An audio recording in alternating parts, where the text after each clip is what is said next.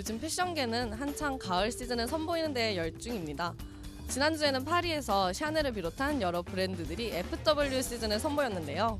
그중 몇 가지 재미있는 소식을 전해드리자면 악마는 프라다를 입는다의 첫 브랜드였죠.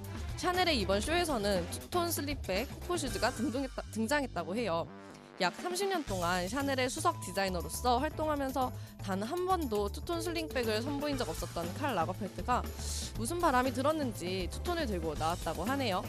사실 저도 원래 패션을 잘 아는 게 아니라 매번 방송을 하면서 하나씩 알아가고 있는 중이었는데 제가 이번에 알게 된 아이템들이 이렇게 등장하는 것을 보니 뭔가 더 친숙하고 눈에 잘 들어오는 것 같아요. 아마 다음 주쯤에 서울에서도 패션위크가 열릴 것으로 예상되는데 이번에는 한번 구경 가보는 것도 나쁘지 않을 것 같다는 생각이 드네요. 특히 이 패션위크의 묘미는 각 브랜드들의 쇼뿐만 아니라 그 쇼를 보기 위해 온 패션 피플들의 맵시 뽐내기인 것 같아요. 평소에 일상복으로는 잘 입지 않는 개성 넘치는 모습으로 쇼장 앞을 서성이는 모습은 사진만 봐도 기분이 좋더라고요. 약간의 일탈과 비슷한 느낌이랄까? 그럼 오늘 우리는 악마는 프라다를 입는다를 통해 작은 일탈을 한번 해볼까요? 먼저 노래 한 곡 듣고 올게요.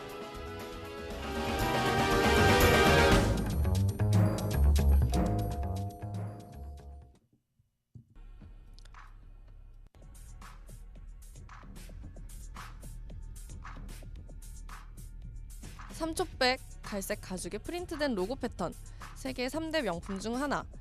특히 명품백 하면 가장 먼저 떠오를 그 브랜드. 연상이 되시나요? 네, 오늘의 주인공은 바로 루이비통입니다.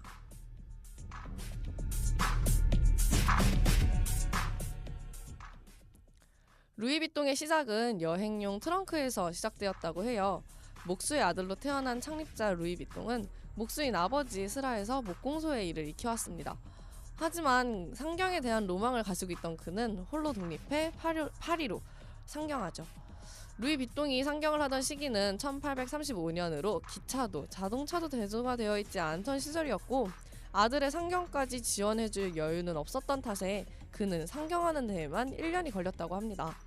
파리에 도착해서도 일단 돈이 필요했던 그는 가방 가게에서 짐 싸는 하인, 일명 패커로 취직을 하게 되고 여기서 그의 운명은 전환점을 맞게 됩니다.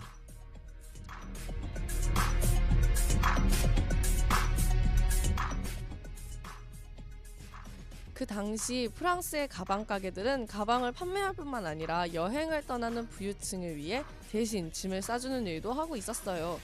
뜻밖의 루이비통은 이 일을 정말 기깔나게 해보이고 이 소문에 나폴레옹 3세의 황실에까지 들어가게 됩니다. 그때부터 루이비통은 황실의 전속 패커로 일을 하게 되죠. 그렇게 일을 하며 루이비통이 30을 넘긴 어느 날 루이비통은 황후의 후원으로 자신만의 샵을 열 수 있는 기회를 얻게 됩니다. 그간의 패커로서의 생활이 그를 가방 전문가로 만들어 주었고 특히 루이비통은 당시의 여행용 가방에 문제가 있음을 자각하고 새로운 디자인의 여행용 트렁크를 선보입니다.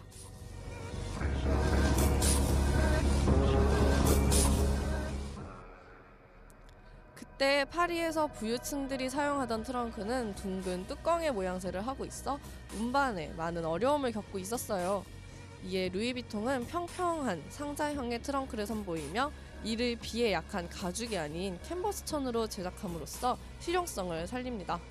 이러한 디자인의 기능성 덕이었을까요?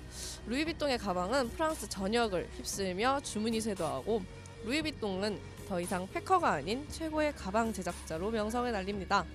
이후 수천 명을 거느린 거대 브랜드로 성장한 루이비통은 아들에게 사업을 물려준 뒤 남은 여생을 마무리해요.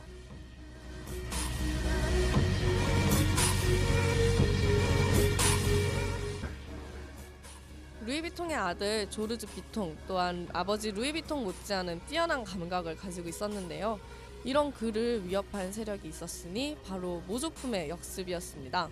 지금도 루이비통은 유독 모조품이 많은 브랜드로 유명한데요. 1800년대 후반에도 이미 루이비통은 모조품에 시달리고 있었어요.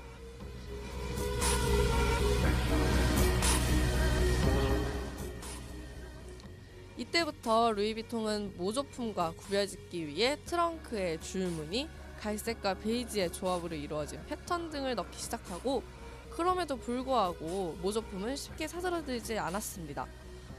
이에 아들 조르주 비통은 특단의 조치로 아버지 루이 비통의 이니셜 L과 V자를 따고 유행인 아르누보의 꽃과 별무늬를 이용해 좀 더 복잡하고 정교한 모노그램을 탄생시킵니다.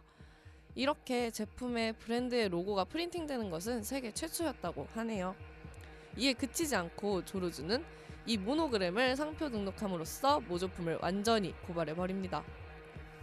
모조품에서 한결 자유로워진 루이비통은 이후 트렁크 안에 담기는 물건에 따른 맞춤형 트렁크나 고객들 개개인에 맞춘 이니셜 서비스를 해주는 등 여러가지 다양한 아이디어들을 선보입니다.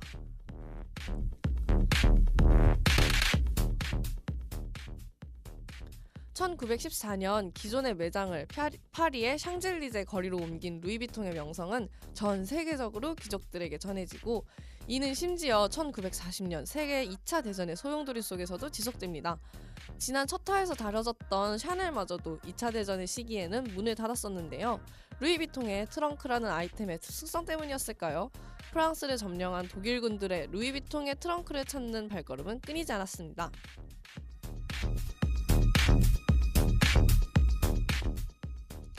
이후 세월의 흐름에 따라 딱딱한 케이스의 트렁크에 대한 수요가 줄자 조르주 비통은 휴대성이 좋은 소프트백을 만들기 시작합니다. 하지만 고유의 모노그램을 부드러운 소프트백에 입히는 데에는 많은 시간이 필요했지요. 이 작업은 조르주 비통에서 시작하여 2세대를 걸쳐 마침내 그의 손자인 클로드 루이 비통이 완성해냅니다. 이후로는 정말 다양한 디자인의 가방이 탄생하며 전 세계를 열광시키지요.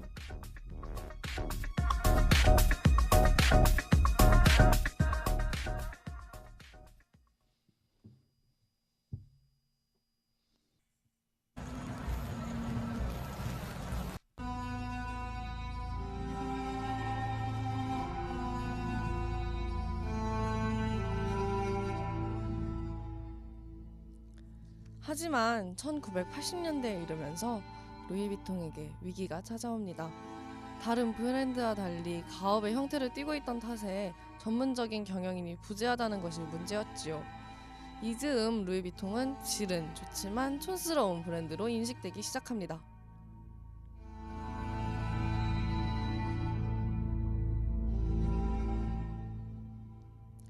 이런 루이비통의 새로운 손길이 다가오고 있었으니 바로 명품 사냥꾼으로 불리는 베르나르 아르도였습니다. 그는 미국에서 부동산 중개업을 통해 쌓은 재산으로 위기에 처한 유럽의 명품 브랜드들을 인수하고 있었어요. 샴페인과 꼬냑 브랜드를 인수한 뒤 크리스찬 디올마저 흡수를 시키더니 마침내 루이비통마저 그의 산하에 들어가게 됩니다. 이후 그는 자신이 인수한 샴페인, 꼬냑 브랜드와 루이비통의 이니셜을 따 LVMH라는 거대 럭셔리 기업을 창립했어요. 그리고는 뛰어난 경영 수완으로 쓰러져가던 루이비통을 다시 부활시키죠.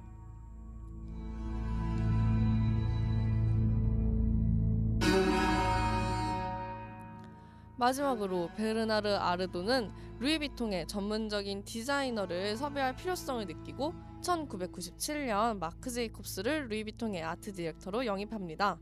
그는 루이비통에 새로운 바람을 불어오는데요. 기존의 가방만을 선보이던 것과 달리 의류 라인을 출범시키고 기존의 루이비통의 이미지와는 다른 산뜻하고 가벼운 디자인과 소재의 가방들을 선보이면서 기존의 구식이라는 루이비통의 이미지를 신선하고 현대적인 느낌으로 완전히 탈바꿈시킵니다.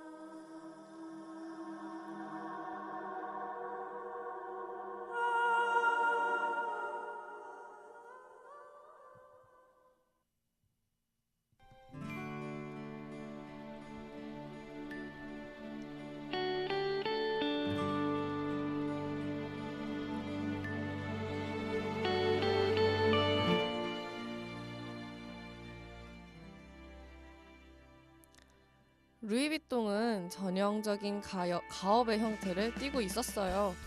루이비통의 5대손 파트리크 루이비통은 현재 트렁크 제조 기술자로 루이비통의 특별 주문 제작과 홍보를 맡고 있습니다. 세월이 흘러도 루이비통의 근본인 트렁크에 대한 정통성은 루이비통의 후손들에 의해 유지되고 있는 거죠. 시대에 맞춰 지속적으로 변화하지만 그 안에서 브랜드의 본연, 고유의 전통을 이어가는 것. 이게 바로 루이비통의 150년이 넘는 세월 동안 꾸준히 사람들의 사랑을 받고 있는 이유인 것 같아요. 오늘 준비한 내용은 여기까지입니다. 이상 제작 진행의 박소민, 기술의 이상화였습니다. 다음 주에 만나요. 안녕.